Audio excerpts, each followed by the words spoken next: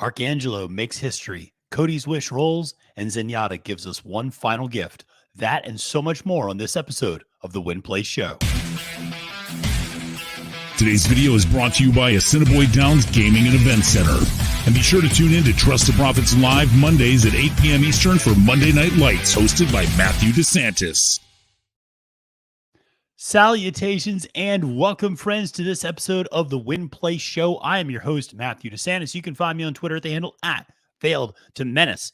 Well, this is obviously had a blockbuster weekend this past weekend at Belmont and across the country. So many great races, so many great moments, so many great stories. We're going to get to all of them here on the Win Play Show as we recap a big week and talk about what it means moving forward and share some of the latest horse racing news with you as well.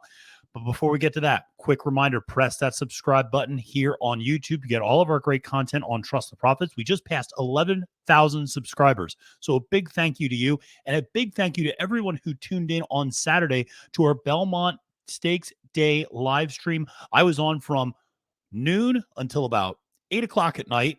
We went from the third race all the way to the 13th race. I need to give a big shout out to Jessica Tugwell, Carson, Sean Nolan. I got to give a lot of credit to the guys from On the Wrong Lead, Josh Rodriguez and Mark Capitan, all of them coming on. It was a blast. Chase Sessions, the Wolf of Oaklawn. So many great people coming on. So much great interaction. We had 20,000 people log in and watch throughout the day. Just really amazing, and from all over the world. So big thank you for that.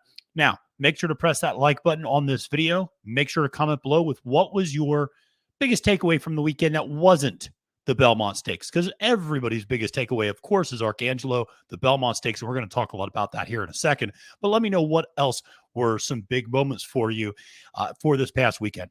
Well, listen, let's not bury the lead. Let's not go in chronological order. We'll start at the top with what was the biggest story in horse racing this past weekend, the third leg of the Triple Crown, the Belmont Stakes, the Test of Champions, 1.5 miles over Big Sandy, was Arcangelo, the horse that had won the Peter Pan, had burst onto the scene. Was he going to be good enough to win this race? You had the big three of Forte, Angel of Empire, Tapit Trice. You had the Preakness winner and National Treasure. You had everybody's favorite Deep Closure and Red Route 1. You had some intriguing shooters like Hit Show, like Tapit Shoes. How is it going to play out? Well, what we saw on Saturday was just absolutely thrilling. Arcangelo won the 155th Belmont Stakes and did it in emphatic fashion. Really impressive. And listen, leading up to the race, you could watch any number of videos here on Trust the Profits. Our spotlight video of Arcangelo has aged very well. In terms of, I was a huge fan of this horse, and I was telling you, I think he better put a win bet down on this horse. Jessica Tugwell did some great videos on the pedigree of Arcangelo. We had asked her, we said, Jessica, what horse out of this Belmont field do you want to do a spotlight on? Or do you want to start the series with? She had one answer, Arcangelo. That was who she wanted to focus on. Obviously, the progeny of Arrogate, damned by Tapit underneath. The pedigree would suggest this horse would be able to run for days, but there was a question. Could he get 2 turns? He had never run 2 turns before. That's pretty shocking that a horse that had never run 2 turns before wins the 1.5 mile Test of the Champions. Was this going to be too much too soon? Was he going to bounce off that last effort? Was the competition he had run against really a good indicator of how well he was going to be able to run against this much more elite level competition, having only really beaten a horse like Bishop's Bay in that Peter Pan? So there were a lot of questions around Arcangelo, and there were some questions leading up to the race, and as well from a betting line standpoint. Tapit Trice, I think somewhat surprisingly, a horse that a lot of people had tagged as the Belmont horse, was actually floating up on the board. Basically, National Treasure and Tapit Trice went off at the same price as kind of a co-third choice. Forte, Angel of Empire. There were a lot of questions about Forte. How is he going to run?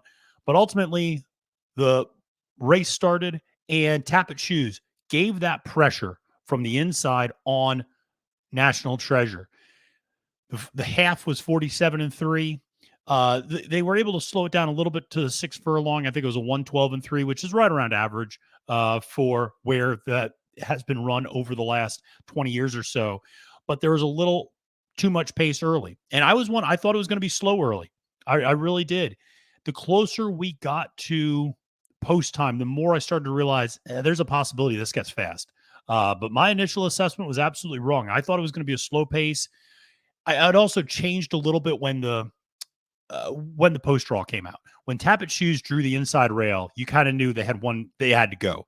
And so that changed the, I think, equation a little bit on the pace once the post positions were drawn. But nevertheless, Tapit Shoes, National Treasure out in front, both of them fading back after setting those early fractions. And then Arcangelo, beautiful ride. If you watched my winning formula video for about the Belmont Stakes, I said you want to find a horse that sits no more than 1 to 4 lengths off of the lead and is a stalking horse. And what trip does Arcangelo carve out? A stalking trip.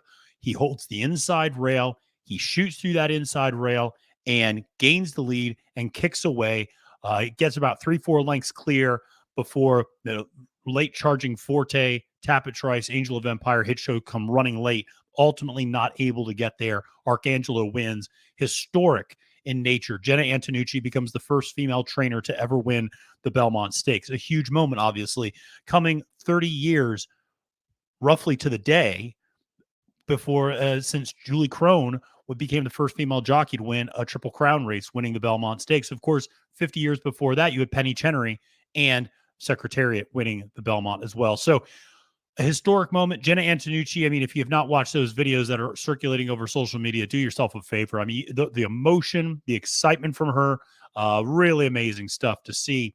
And a beautiful ride by Javier Castellano, who wins wins the Kentucky Derby and the Belmont in the same year on 2 different horses, wins with Mage in the Derby, wins with Arcangelo in the Belmont.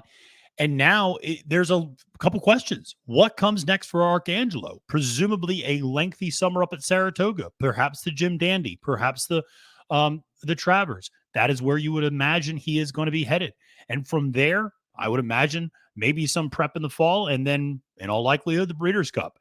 That is where Arcangelo is going to be headed because he can do the distance. A mile and a quarter is not going to be an issue with this horse at all. And the other really cool thing, and Jessica Tugwell mentioned this on the live stream, is he is going to extend Arrowgate's legacy. I think that is something that a lot of us who love the sport, Arrowgate, of course, left us way too soon. His offspring have been very, very special, but Arcangelo really is going to be that horse that now, presumably, all, fingers crossed in terms of health and future races, etc., he is going to be the torchbearer for Arrowgate's legacy and continuing that on. And I think that's a really special moment. But a beautiful ride by Javi, a great moment for the sport, a great moment for Jenna, who I've talked about repeatedly on these different videos, does things the right way. It is about the people who put in the work and do things the right way. You want to see them get rewarded. And she is somebody who got into this sport through the aftercare and kind of initial raising of horses as well in terms of yearlings, and is somebody who really, really cares about the full life cycle of a horse and does right by the horse. And I should have known that there was something special about Arcangelo, because I remember Jenna shared a video on social media 2 days after he had won the Peter Pan, and he was frolicking and bucking and just looked so energetic. And you thought, man, he just was in this pretty rigorous stretch duel with Bishop's Bay just 2 days ago, and he looks like he could run a whole nother race. Obviously responded beautifully, could do the 12 furlongs, did not look like he was getting tired at the end. Great kick coming down the stretch, a beautifully timed ride by Javier Castellano. So credit to Arcangelo, credit to everybody who cashed some tickets on Arcangelo, and what an amazing and memorable performance there in the Belmont Stakes. But listen, other great performances there too. I think we need to talk about the return of Forte. Forte, off the 10-week layoff since the Florida Derby, comes and runs a huge second place effort. I will eat crow on this one. I thought Forte was a takeout reducer. I thought Forte was a toss in a lot of ways. Now, he didn't win, but listen, he hit the board and he ran a really big race. It looks like he is going to be very formidable moving forward if he is able to continue to stay healthy, because he was coming strong at the end. And the fact that, again, we talk about pedigree, the fact that he was able to do that at 12 furlongs, I thought was particularly impressive off the layoff. So he is another horse that you would imagine is going to have a very big summer up at Saratoga. Huge effort there. Tapit Trice, a little disappointing. Third place. This was the horse everybody pegged as the Belmont horse. This is the horse. I had to hear about it all the time. I like Tapit Trice, but he wasn't my top pick. And I had a feeling this is what was going to happen, which was he was going to run okay. He wasn't going to run great. He is just not an agile horse. He is a plotter in a lot of ways. He has that big, long stride, but he's not really, he doesn't have that maybe aggression sometimes that you want to see out of race horses. He doesn't have that kind of dig in. He beat Verifying, but I think that was a matter of class more than anything else. And also after what we saw from Verifying in the Matt Win this past weekend, Verifying seems like a horse that just likes finishing second a lot. So a little bit of a disappointment there from Tapit Trice. Angel of Empire and Hit Show hit a finish dead heat for fourth. Hit Show, listen, he ran his race. He shows up, runs hard every single time. He was a horse I liked underneath. Angel of Empire is my top pick. No excuses there. Did not run the race I was hoping he was going to run. Obviously didn't finish. I mean, it's not like he finished that far back, but I wish, he didn't get the job done. Bottom line. And wasn't able to get there after finishing third in the Kentucky Derby. Looked like he kind of flattened out a little bit down the stretch and wasn't able to obviously make up that ground on Arcangelo. And I think it's fair to say, did the blinkers get him maybe a little more forwardly placed than he likes being? Was he fully relaxed the whole time, et cetera? We'll see. But honestly, you needed to be a little close in order to really be able to win that race. Obviously, all the major contenders were relatively close. Even Tapit Trice was not that far back. Forte kind of fell back a little bit around the half-mile mark, but then got ridden up by Irad a little bit more aggressively coming for home. So, everybody was close to the lead. Speaking of people not close to the lead, Red Route 1. I hope that's the end of hearing about Red Route 1 being a horse that we just need to give him more distance. Red Route 1 is a nice horse. He's a grade 3 level horse, in my opinion. He's a listed stakes level horse. That's what he was in the Bathhouse Row Stakes.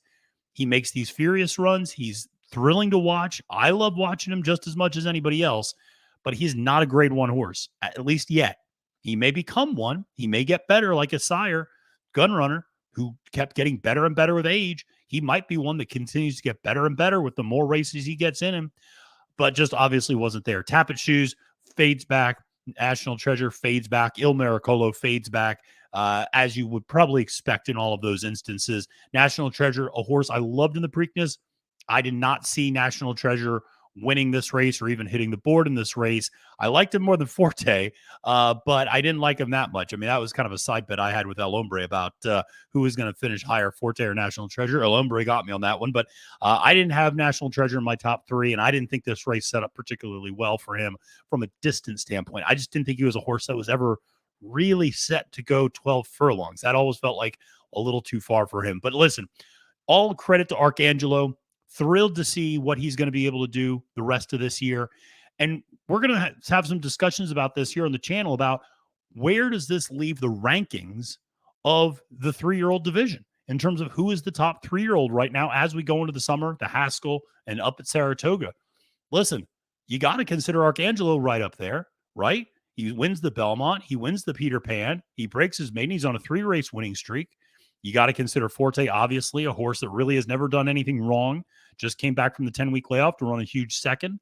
Mage wins the Kentucky Derby. Now, listen, there are some people who live in Kentucky who will tell you the winner of the Kentucky Derby is by default the best 3-year-old in the country. And those people are clouded by the fact that they live in the bluegrass state. Mage is a very nice horse, but there's under no circumstances would I even say right now is he the best 3-year-old. He broke his maiden and he won a grade 1 race. Tell me who else that reminds me of that we're still waiting on to win another race. Now, I think Mage is going to win another race, unlike last year's Kentucky Derby winner. But bottom line is, the same thing's true with National Treasure. One broke his maiden, won a grade 1. That was about it. At least with Arcangelo, won a grade 3 in between that maiden and winning a big grade 1. So multiple graded stakes winner. That goes a long way in my book in terms of how we think about these rankings. It's a fun topic to discuss. Ultimately, it's the beginning of June.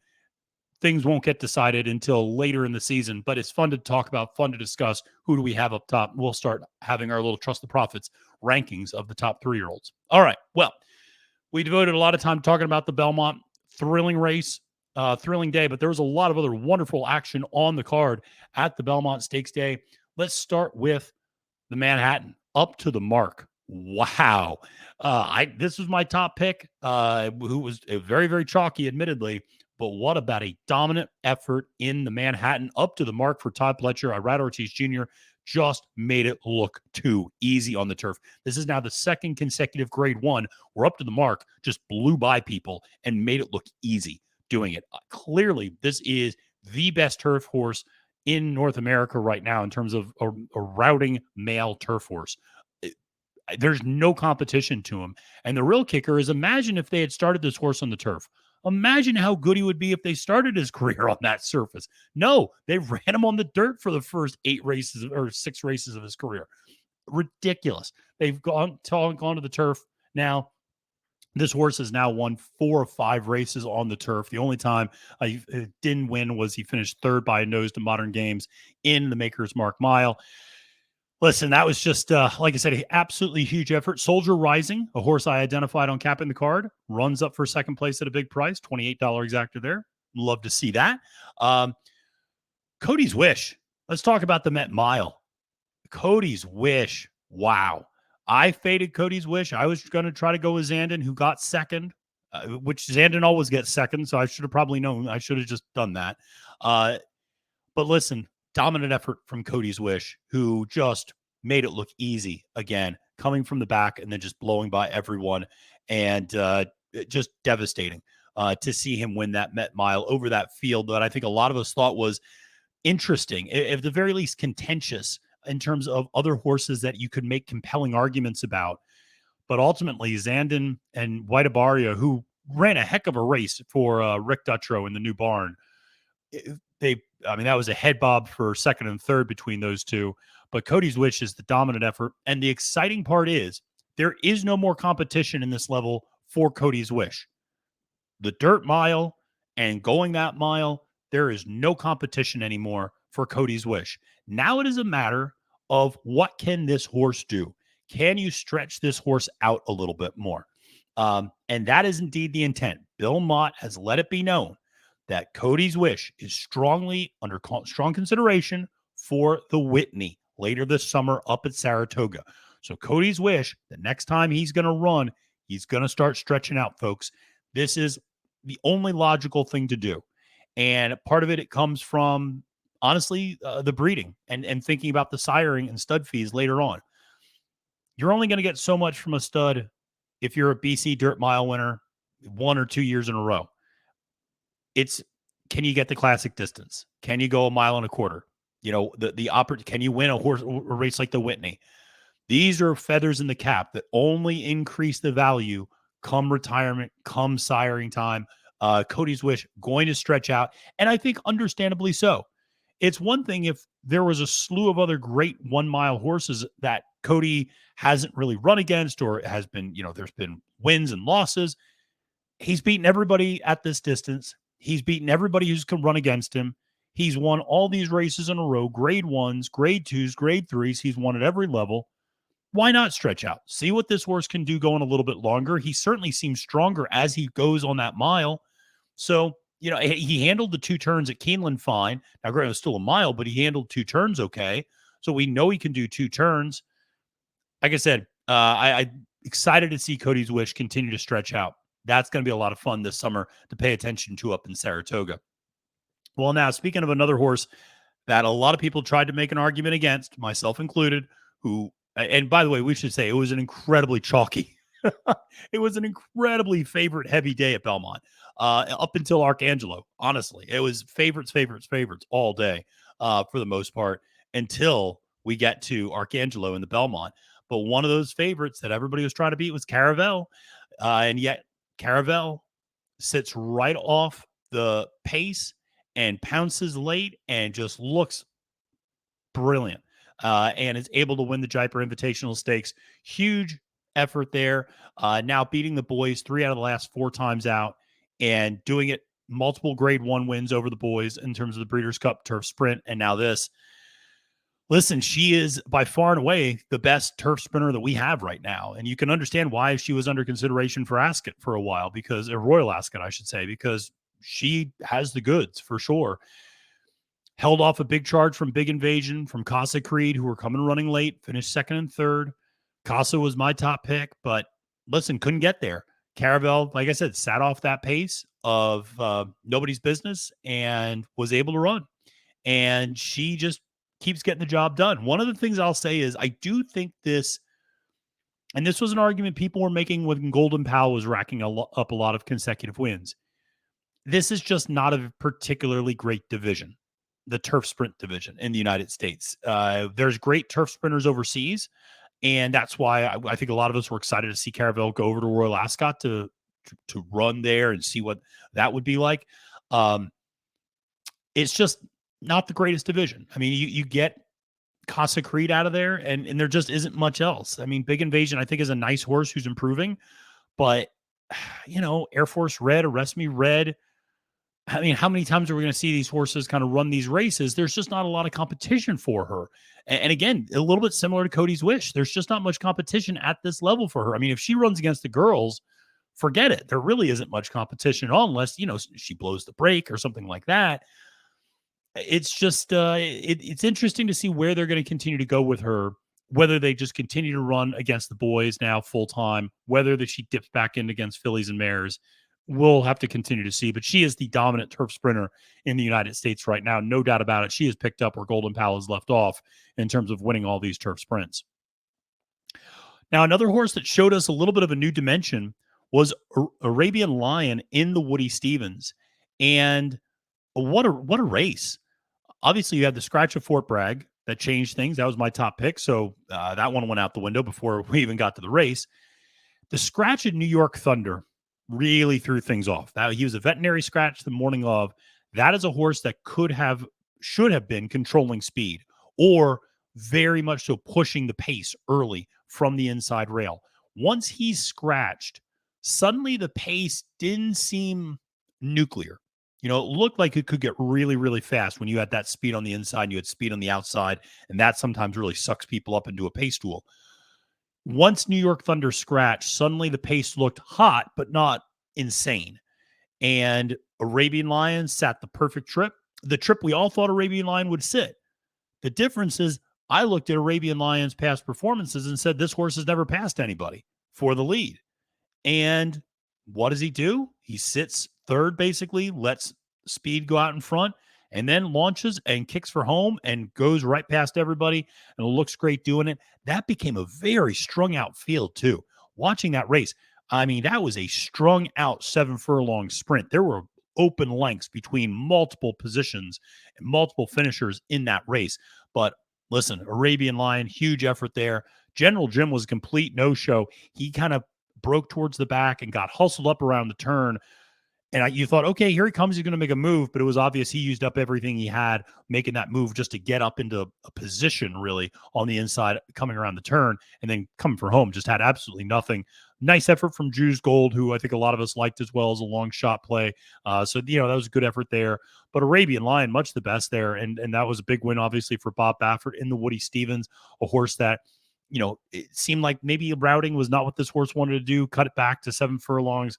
Looked brilliant doing it. So really great effort there from Arabian Lion. Speaking of great efforts, the Ogden Phipps, another great race. And if you watch Captain the Card, I picked Search Results as my top pick. And that race played out exactly the way I described until Clairiere did what Clairiere does. I thought, there's going to be a reasonable pace. Search Results is going to sit right off of Played Hard. Search Results is going to put away Played Hard. Not going to have nearly not had to have done nearly as much as she had to do last year, putting away Latruska with those very fast fractions in the Ogden Phipps. Search Results indeed puts away Played Hard, kicks for home. I'm thinking, hey, we're home free. She's going to get the job done here, and Clairiere just keeps coming, baby. Beautiful ride by Joel Rosario, and Clairiere gets the win, winning the Ogden Phipps second year in a row now. And really, I think asserting herself as the best horse in this distaff division between now the victory in the Apple Blossom and now the victory in the Ogden Phipps. And I think that is coupled with the fact that Secret Oath was a complete no-show. This was a horse that, again, came out of that Apple Blossom, ran 3 weeks later at Churchill Downs, which I did not like at all. Ran a good race that day for second, but I did not like the fact that she came back so quickly. Now comes back again for the Ogden Phipps. Listen, D. Wayne likes riding his horses and running his horses. She already looks tired, though. Like, she just doesn't have that burst like she used to. And this is early in the season, folks. She needs to take a break or it's only going to get worse, I have a feeling. She's a gutty horse. She gives her all, Secret Oath, but that was a complete no-show effort. But ultimately, Clairiere gets the job done. Search results, hard luck second. I mean, I feel like this horse is just waiting for it to be her turn one of these days to get one of these big wins because she ran a winning race in a lot of ways. Just Clairiere was a little bit better and got the job done. So a credit to Clairiere. Wonderful horse. I absolutely love. Anybody who's watched any amount of programming with me knows how much I love this horse. So thrilled for the connections, thrilled for Clairiere to get that win, and big effort there in the Ogden Phipps. Now, another big effort in a division that we don't talk much about is that dirt marathon division in the Brooklyn Stakes next. Huge win. You talk about making it look easy.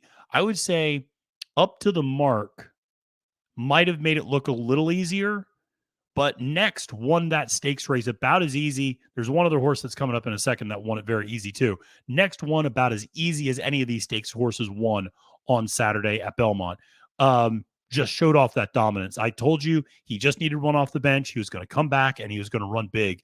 I was surprised we were able to get a little bit of a price on him because some other horses got bet down, particularly Red Run, who was Red Route 1's full brother, got bet down. But Next, he is the dominant horse in this longer distaff or longer dirt distance division. And this is now 3 out of 4 wins doing this dirt marathon the last 4 times out. The only time he didn't get the win was when he came off the bench after a 5-month layoff. So incredibly impressive effort for Next. Thrilled for the connections. That's a horse that is just going to be dominant at that division. I feel like could be dominant for a little while at that division.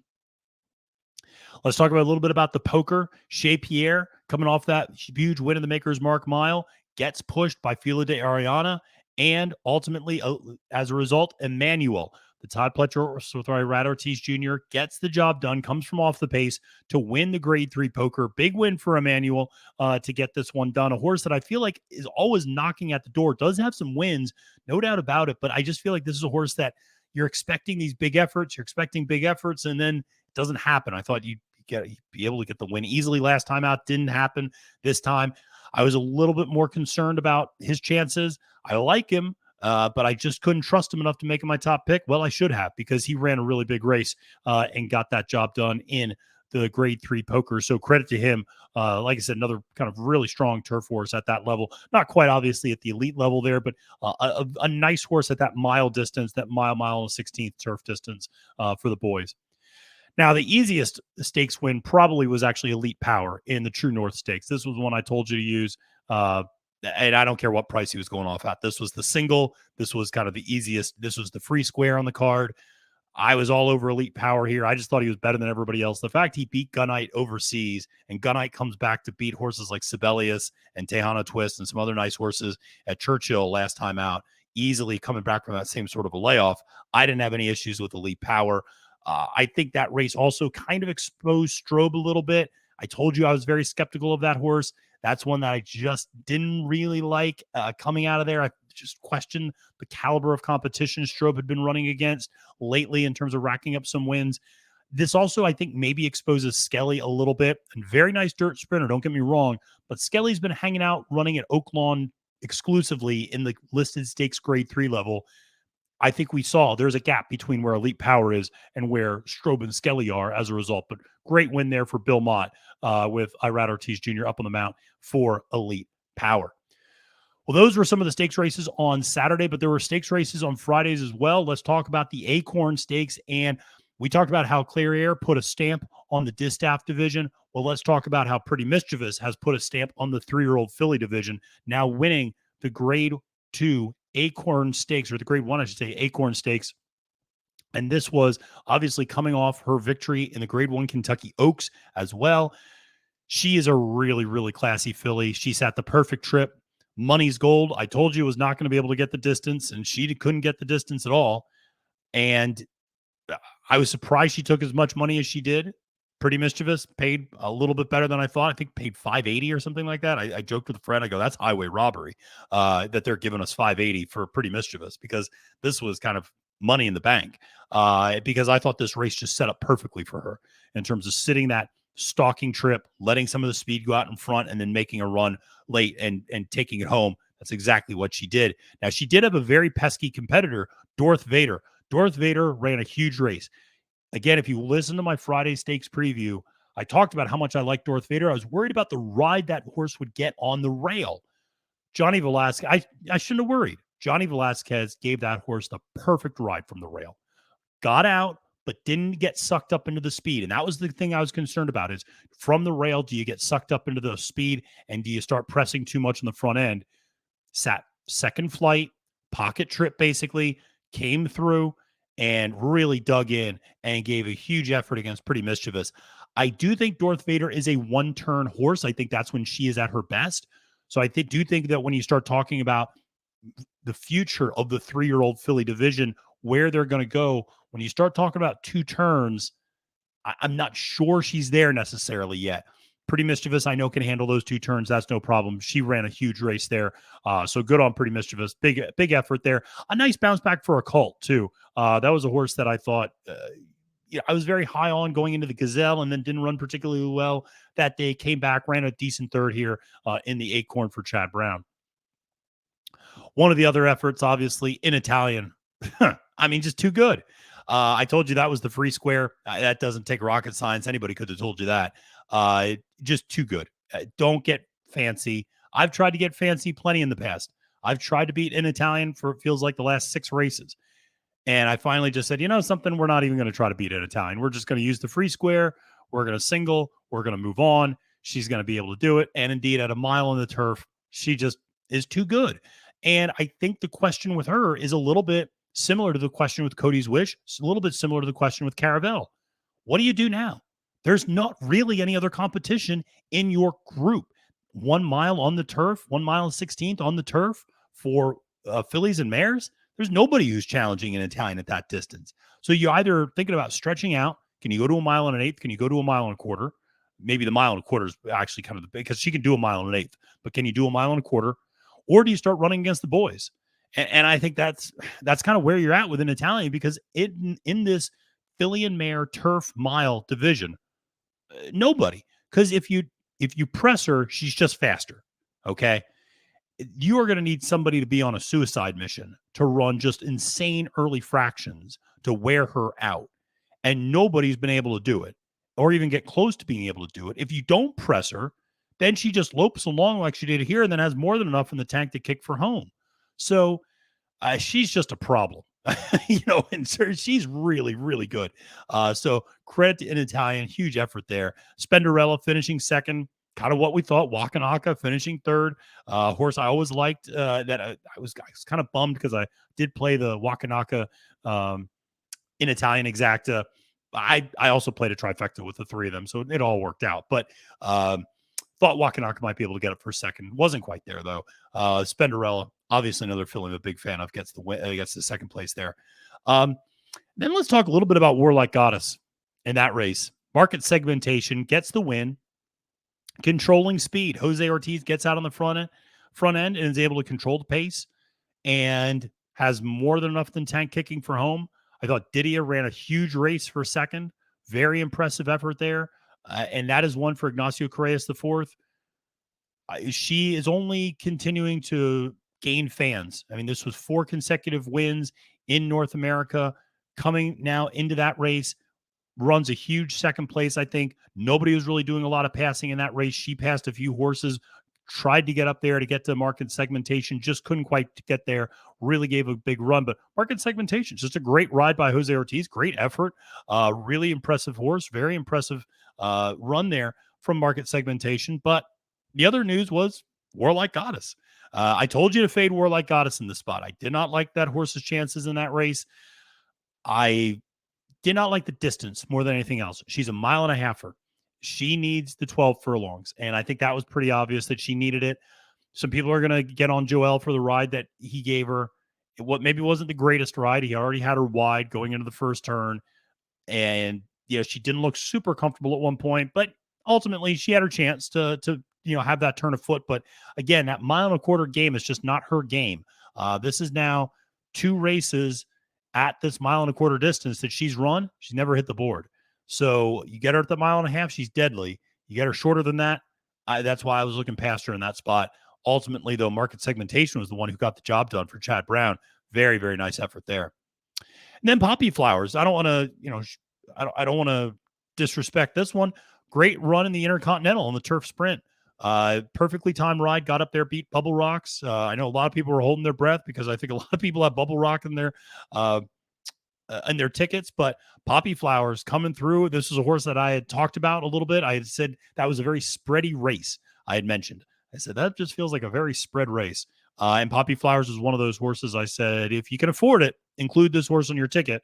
I had it more as a B level horse, and she wasn't one of my A's, or he wasn't one of my A's. So I don't want to, overstate how much I like that horse, but there was definitely something there from the inside rail, and you were getting a really nice price on that horse. So definitely a great effort there. And then Charlie Appleby, who we had not really talked about to this point because one of his horses scratched with the Moonlight, and then his 2 horses were no match for Up to the Mark in the Manhattan, but he did get 1 win in the Belmont Gold Cup with Siskany, who was just much the best in that race. And really the biggest news out of that race was L'Imperador with Trevor McCarthy aboard just was super rank, and it was so headstrong that Trevor had to just let the horse run. And L'Imperador went from dead last to first in about a furlong, running down the back stretch of that race. And that was something we were like, whoa, what the heck's going on there? So L'Imperador, that was kind of the most shocking development in that race. Siskany was expected to win and indeed did get the job done. Well, that was a lot of Belmont, but there were some other races going on this past weekend, most notably the Grade 3 Matt Win Stakes. Disarm beats Verifying in the mud, and a great effort from Disarm, a horse that, again, is a lot like his dad, Gunrunner, who's only going to get better with age. Another Steve Asmussen horse to keep an eye on, and one that, again, just seems to keep getting stronger, coming from well off the pace in muddy conditions at Ellis Park, which is where, of course, they're finishing up the Churchill Downs meet. And Verifying finishes second after getting an ideal trip. This is kind of the Bluegrass part 2, to be honest. Verifying had the ideal trip in the Bluegrass, finished second to Tapit Trice. Couldn't get the job done, couldn't finish. Reminds me a little bit of Midnight Bourbon, a horse that I absolutely loved, but who just could never quite get the job done. And that's kind of what you're seeing out of Verifying right now. A very good horse, maybe a little bit of Zandon in him too. A horse that is going to kind of run pretty well, going to run honest, but he's a little bit more like Bourbon, and that Midnight Bourbon was a more forwardly placed horse. Zandon's a little bit more of a closer or mid-pack horse at the very least. And Verifying gets up there, sits that kind of perfect stalking trip, turns for home, gets the lead, and you think, okay, he's got it, and then gives it up. And so Disarm gets the job done there in the Matt Win. Big win for him, obviously, and moving forward into Saratoga. We got a fun Saratoga, folks. You start talking about Mage, you start talking about Forte, talk about Arcangelo, talk about a horse like Disarm. This is going to be a fun 3-year-old division to talk about moving forward. I'm excited about this one a lot. Even talk about a horse like Hit Show. I think it's got some, clearly likes running in New York. I think it's got some stuff there. 2 Phil's going to come back at some point. Then you got Angel of Empire. It's still in there, I think, at some point. They got to figure out something with Tapit Trice because I don't know what's going on with that horse. I just don't know. There's a lot of things going on with Tapit Trice, and I just feel like he doesn't have that killer instinct, maybe. He's just a little too lumbering in terms of his stride. Something needs to get worked on with him, because if he couldn't get the Belmont, everybody was screaming, just give him more distance, give him more distance. It's going to be interesting to see who he can beat at this level of competition when they shorten him up a little bit. So we'll see. Obviously, we did have some sad news over the weekend as well. And I'd be remiss if I didn't talk about it, because I talked about it when it happened at Churchill, and I'd be remiss if I didn't talk about it when it takes place at Belmont as well. But obviously, we saw 2 horse deaths over the weekend. Excursioniste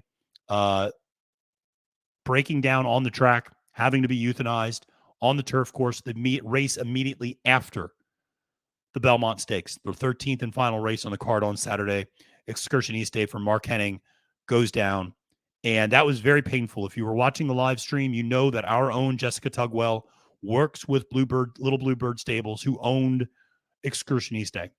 And Jessica was very close to the horse, and she had to watch that live on the stream happen. And that was extremely painful for me to watch just through the screen, her reaction. And we kind of ended the stream pretty shortly after that race was over. And it was just devastating, obviously, to see that horse be lost. It's just very, very sad. The next day, the very next race, the first race on the card on Sunday, Mark Henning loses another horse, Mashni Girl, I should say. I'm sorry. Mashni Girl, who goes down on the turf as well. So it's 2 consecutive turf breakdowns, which you do not see very often. Or you see less, I should say.